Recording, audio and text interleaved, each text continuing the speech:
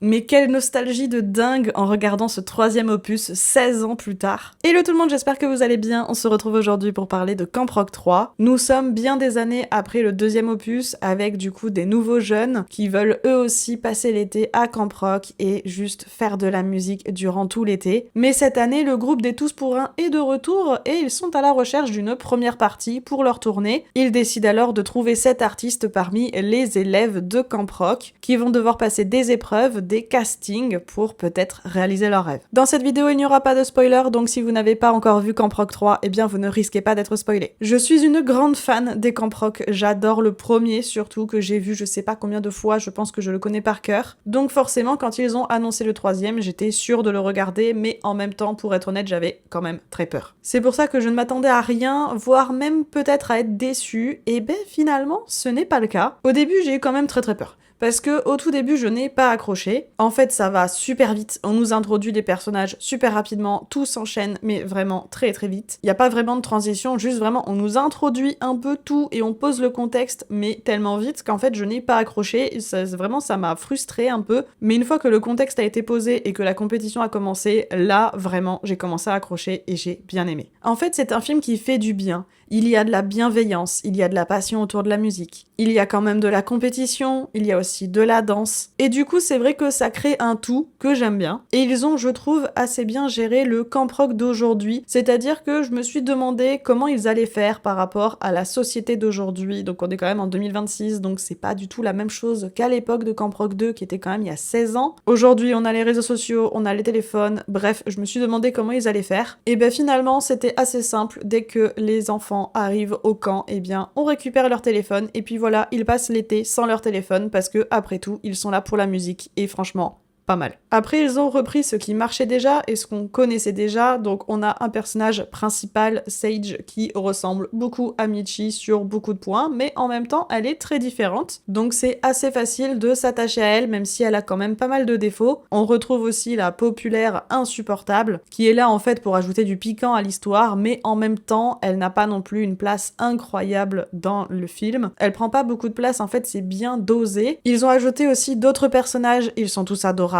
pour le coup, vraiment. Je ne vais pas vous les présenter, mais ils ont introduit néanmoins un personnage que je trouve que c'est tellement une bonne idée. Mais Sage, du coup, le personnage principal, a un frère, et du coup, ils sont tous les deux à Camp Rock, et je sais pas pourquoi je trouve que c'est une super bonne idée. Pour moi, ça apporte vraiment un plus. On retrouve aussi un autre aspect, il s'agit d'un camp de vacances, avec des enfants, des ados, donc forcément, nous sommes en plein été, tous réunis autour de la musique, donc voilà, il va y avoir des petites amourettes, des rapprochements, mais pour le coup, c'est quand même très mignon et c'est très bien dosé. En fait, ça n'en fait pas trop, c'est juste un petit plus, un truc un peu mignon, sympathique. Et le film dure 1h30. 1h30, c'est très court. Mais les autres opus, les deux précédents, faisaient également 1h30 à quelques minutes près, donc forcément, ça va très vite. Ça va tellement vite qu'on ne peut pas s'attarder sur les personnages. Donc, ils ne sont pas développés et l'histoire avance sans spécialement d'obstacles. Est-ce que c'est un point négatif ? Pas vraiment,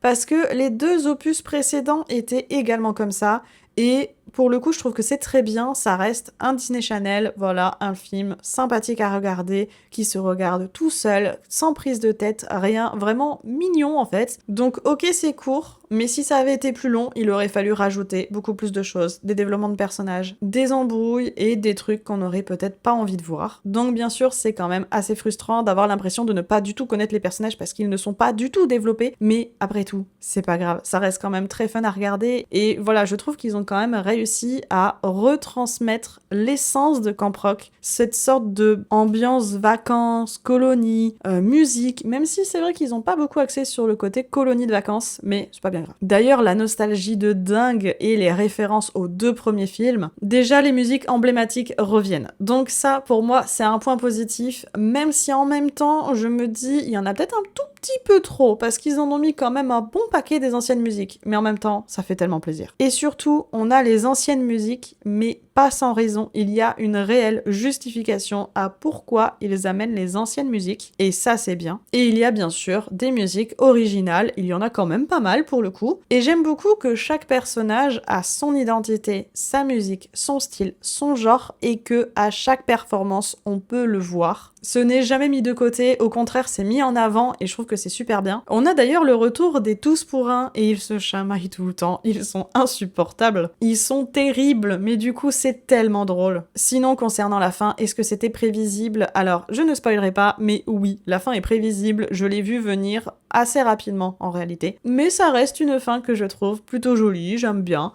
Donc, pourquoi pas? Quand je regarde Camp Rock, je veux de la musique, je veux une bonne ambiance, je veux des ados qui s'amusent. Je veux aussi et surtout de la bienveillance, et ça, il y en avait. Il n'y a pas en fait d'embrouille qui dure 1000 ans, ou des non-dits qui créent des problèmes, ou même des moments chiants. En fait, c'est juste simple. Et j'ai passé un super bon moment, en fait j'ai été vraiment très agréablement surprise. Est-ce que ce film a des défauts? Oui, on peut en trouver, on peut même en trouver plein. Si on a envie, on peut vraiment tout décortiquer et faire ressortir tout ce qui pourrait ne pas aller dans ce film. Mais franchement, j'ai pas envie de faire ça pour ce film, parce que voilà, juste... C'est cool, c'est good vibes, je passe un bon moment, c'est sympa, mais je trouve néanmoins que c'est bien qu'ils aient fait ce film-là, pourquoi pas en fait. Par contre, est-ce que j'en voudrais un quatrième? Je suis pas sûre. Au bout d'un moment, on tourne un peu en rond, donc honnêtement, je n'espère pas. Voilà, je vais m'arrêter là, n'hésitez pas à me dire en commentaire ce que vous avez pensé de Camp Rock 3, ça m'intéresse vraiment, je suis très curieuse de savoir. N'hésitez pas non plus à mettre un petit pouce en l'air si la vidéo vous a plu, et n'hésitez pas non plus à vous abonner, et sur ce, je vous dis à bientôt pour une prochaine vidéo. Ciao ciao!